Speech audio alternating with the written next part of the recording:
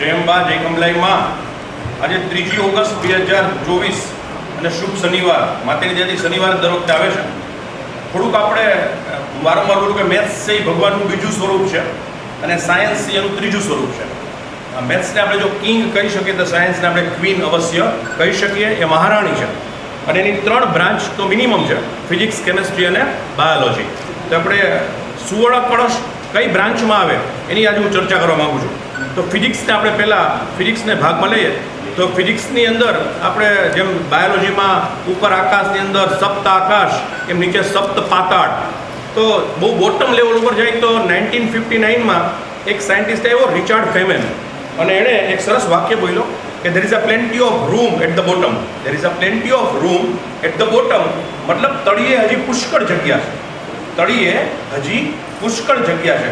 એનો કહેવાનો મતલબ તળિયું એટલે પાતાળ લોક નહોતો. તળિયો મતલબ નીચલા સ્કેલ ઉપર એટલે મેઝરમેન્ટ્સ. તો તમને થોડીક મજા આવશે. આ પાતળો પેપર છે, આ પાતળો એવો પેપર છે, તમે જોવો છો. આની જાડાઈ મતલબ મારી 2 આંગળી વચ્ચેની જે જાડાઈ છે એનો તમે 10 લાખમો ભાગ લ્યો, 10 લાખમો ભાગ લ્યો, એને કહેવાય 1 નેનોમીટર. એને કહેવાય 1 નેનો. રિચાર્ડ ફેમેન એને father of the nano technology કહેવામાં આવે છે. તો એણે કીધું કે આનો 10 લાખમો ભાગ એટલે નેનોમીટર, જેને આપણે હ્યુમન આઈથી જોઈ શકતા નથી. હવે એનાથી પણ 10મો ભાગ નીચે જાય. આનો 10 લાખમો ભાગ એટલે નેનોમીટર, એનો 10મો ભાગ એટલે એંગસ્ટ્રોમ. એંગસ્ટ્રોમ એટલે આપણો જે અણુ છે, જેમાં કહીએ અણુમાં ભગવાનનો વાસ છે. તો એ અણુ છે એ આ પેપરનો 10 લાખમો ભાગ, એનો 10મો ભાગ એટલે અણુ, એટમ. હવે દરેક એટમ કે મોલિક્યુલ્સ અણુની અંદર એનું ન્યુક્લિયસ, એની નાભી હોય, એનું કેન્દ્ર હોય, જેને ન્યુક્લિયસ કહેવામાં આવે. એ અણુ કરતાં 1 લાખ ગણું નાનું છે. પેપરનો 10 લાખમો ભાગ નેનોમીટર, એનો 10મો ભાગ એંગસ્ટ્રોમ, એનો 1 લાખમો ભાગ એટલે જેને કહેવામાં આવે છે ફેમ્ટોમીટર. એનરિકો ફર્મી નામનો એક સાયન્ટિસ્ટ થઈ ગયો, અમેરિકન સાયન્ટિસ્ટ. એને પહેલી વાર આ રિવીલ કરેલું હતું, એટલે એને ફર્મી પણ કહેવામાં આવે છે અથવા ફેમ્ટોમીટર પણ કહેવામાં આવે છે. તમને થાય કે આટલી બધી સૂક્ષ્મતાની જરૂરિયાત શું? આ પેપરનો 10 લાખમો ભાગ, એનો 10મો ભાગ, એનો 1 લાખમો ભાગ એટલે ફેમ્ટોમીટર અથવા એને ફર્મી કહેવામાં આવે છે. કેમ કે જ્યારે યુરેનિયમને પ્યોરિફાઈ કરવામાં આવે તો એક વાન આર્કેલ નામની પ્રોસેસ છે. એમાં 1 ppm પાર્ટ્સ પર મિલિયનની પણ જો અશુદ્ધિ હોય તો આ પ્રોસેસ અટકી જાય છે. એટલે શુદ્ધતા, જ્યાં શુદ્ધતા ત્યાં પવિત્રતા, જ્યાં પવિત્રતા ત્યાં પરમેશ્વરી. જ્યાં શુદ્ધતા ત્યાં પવિત્રતા, અને જ્યાં પવિત્રતા ત્યાં પરમેશ્વરી. આપણા ઘરમાં પણ જો સતત ગંદકી રહેતી હોય તો ક્યારેય પણ લક્ષ્મીજીનો વાસ આપણા ઘરમાં થતો નથી. બિનઉપયોગી કપડાં, બિનઉપયોગી વસ્ત્રો, બિનઉપયોગી ચપ્પલ, બિનઉપયોગી સામગ્રી જેમ મને એમ ઝડપથી આપણા ઘરમાંથી એનો નિકાલ કરી દેવો જોઈએ, તો જ લક્ષ્મીજી આપણા ઘરમાં એનો વાસ કરે છે.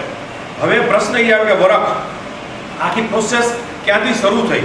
તો ધ્યાનથી સાંભળજો, પછી તમને વિડીયો શૂટિંગ એનું દેખાડવામાં આવવાનું છે. કે સૌથી પહેલાં સુવર્ણને લેવામાં આવ્યું, જેટલું જરૂરિયાત હતી તેટલી. એ સુવર્ણને ગાળવામાં આવ્યું. દરેક 2 બિસ્કિટ એટલે 100 ગ્રામના 2 બિસ્કિટ લ્યો તો 200 ગ્રામના એની રણી બનાવવામાં આવી, પાતળી.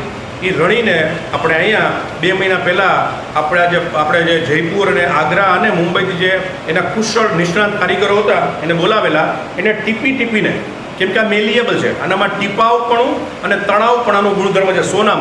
સોનું સૌથી વધુ તાણી શકાય અને સોનાના 1 ગ્રામમાંથી 2 કિલોમીટર લાંબો વાયર ખેંચી શકાય. સોનાના 1 ગ્રામમાંથી 2 કિલોમીટર લાંબો ખેંચી શકાય એટલું આનામાં તણાવપણું છે, એટલું જ ટીપાવપણું છે. એટલે ટીપીને એના વરખ બનાવવામાં આવ્યા. અને હમણાં ગયા શનિવારથી આપણે શુભ શરૂઆત કરી અને સુવર્ણ કળશનું નિર્માણ શરૂ કરેલું છે. એની આખી પ્રોસિજર કેમ થાય છે અથવા એ સુવર્ણ કળશ કેવી રીતે? તો સોનાના બિસ્કિટ લેવામાં આવ્યા, એને ઓગાળવામાં આવ્યા, એમાંથી એની રણી બનાવવામાં આવી, રણી બનાવીને એને ટીપીને એમાંથી વરખ બનાવવામાં આવ્યા.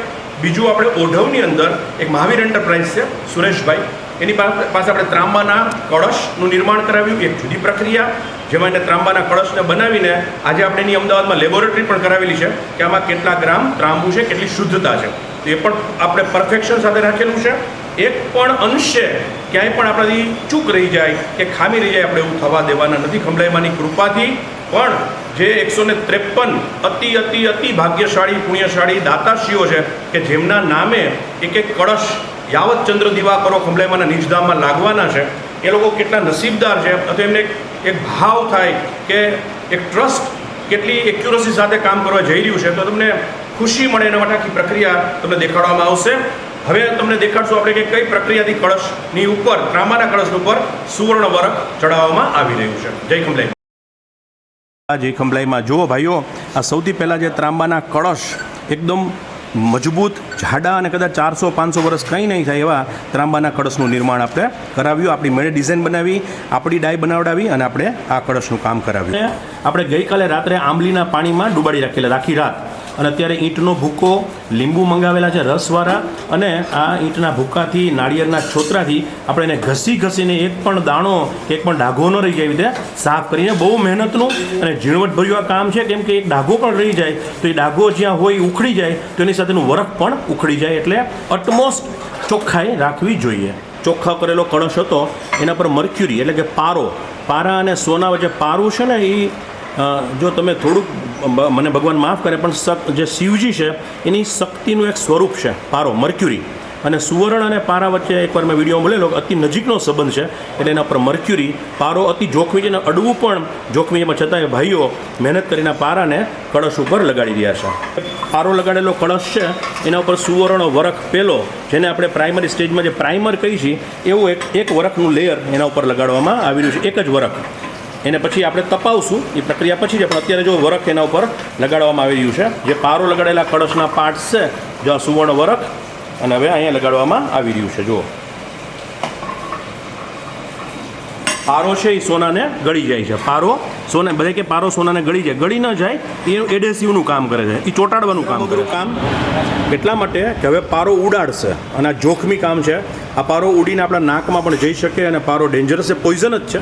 પણ એને પારાને ઉડાડશે એટલે અંદરેલું જે વરખ હતું સોનાનું, જે તમને અત્યારે નથી દેખાતું, એ ધીમે ધીમે બહાર દેખાશે. એટલે પારો ઉડતો જશે અને વરખ ચોંટતું જશે. એટલી મજબૂતાઈથી ચોંટી જાય કે પછી આને આપણે 50 વર્ષ, 40 વર્ષ, 30 વર્ષ આયુષ્ય એના પર વરસાદ પડવાનો, એના પર ઢાઢ, તડકો બધું પડવાનું, વરખ આ સોનાને એટલે કળશને કાંઈ ન થાય એના માટેની આ સૌથી અઘરી પ્રોસિજર છે, કે જેની અંદર એને જો તમે એના માસ્ક પહેરીને પછી કરશે, કેમ કે અતિ જોખમી. અને એટલે બારીમાં આપણે રાખેલી, જેને કારણે પારો બહાર ઉડી જાય. આપણે જોઈએ તપાવીને કેટલો તપાવવામાં આવે છે.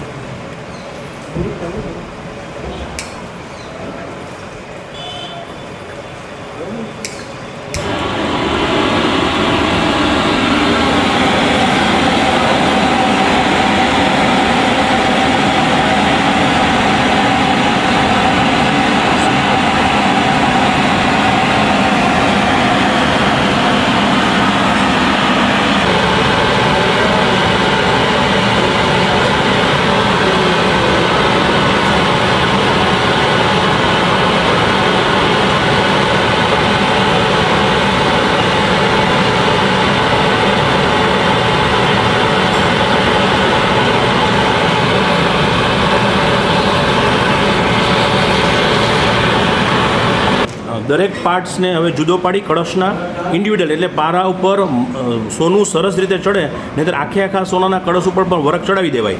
એમાં સમય ઓછો લાગે, પણ એમાં સોનું વધારે જોઈએ, ખોટું બગાડ થાય. એવું ન કરવા માટે આપણે દરેક પાર્ટ્સને પાછો જુદો કર્યો, એના ઉપર વરખ લાગશે. સેમ ગરમ કરીને પ્રોસેસ, એક પછી એક એવા 4 હાથ ચડાવવાના છે આપણે. એટલે 1+4 અટમોસ્ટ ઓનેસ્ટી ભાઈઓ, આ લખીને કે 1+4. અને સુકામેને આ પ્રક્રિયા આપણે કરવી છે એ પણ હું તમને પછી કહીશ. પણ એક વાર વરખ જે આપણે પારો લગાડ્યો ત્યારે લગાડ્યા, એને ગરમ કરીને પારો ઉડાડી દીધો.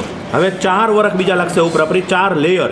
એટલે દરેક કળશ ઉપર તમારી અપેક્ષા કરતાં વધારે સોનું જવાનું છે, પણ ખંભલાઈમાંની કૃપાથી થવાનું છે. જો આ બીજા પાર્ટ્સ છે, જેના ઉપર પણ સોનું લગાડીને દરેક પાર્ટ્સ ઉપર 1+4. અને એના માટેની જુદી માળાઓ છે, અકીકના પથ્થર છે, જેની મદદથી જે ઝૂમ કરીને દેખાડે તમને આ બધા એના પાર્ટ્સ.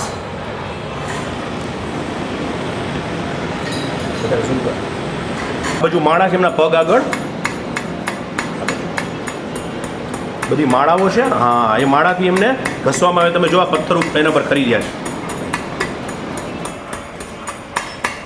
આ કાચની બધી અને પથ્થરની માળા છે, જેને અડવું ના પડે, લીસોટા ના પડે, અને વરખ છે એ કોપર ઉપર બરોબર લાગી જાય, ઉખડે નહીં જરા પણ.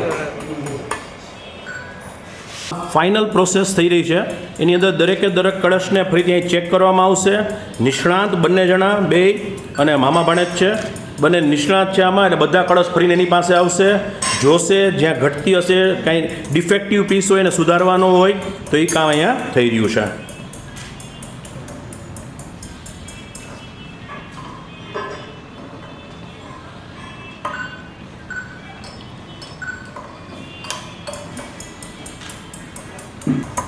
લાઇટ એટલે પંખા બંધ, બધું બંધ. અહીંયા એસી નથી, ભયંકર ગરમી છે, આટલા બધા ફર્નેસ ચાલે છે એટલે એની ગરમી, અને બહુ જ અતિ ધીરજભર્યું કામ છે આ, ઘસી ઘસીને દરેક વરખને ચોંટાડવાનો.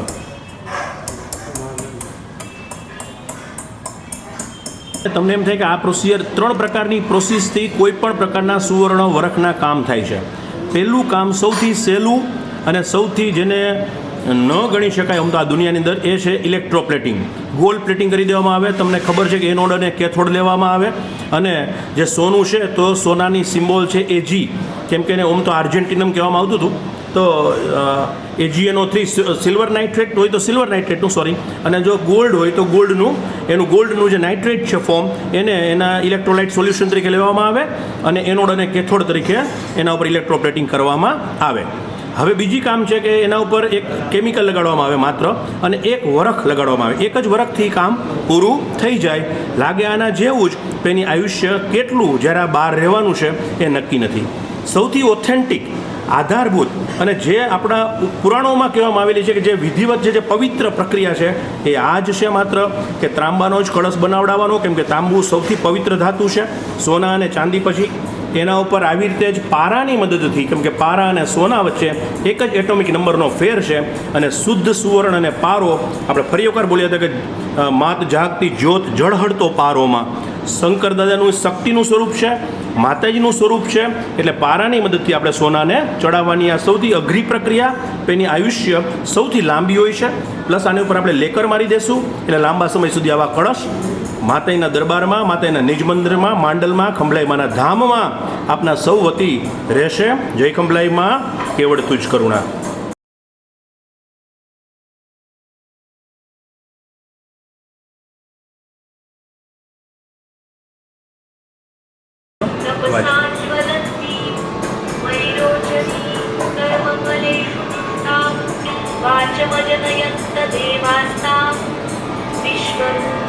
विश्वरूपा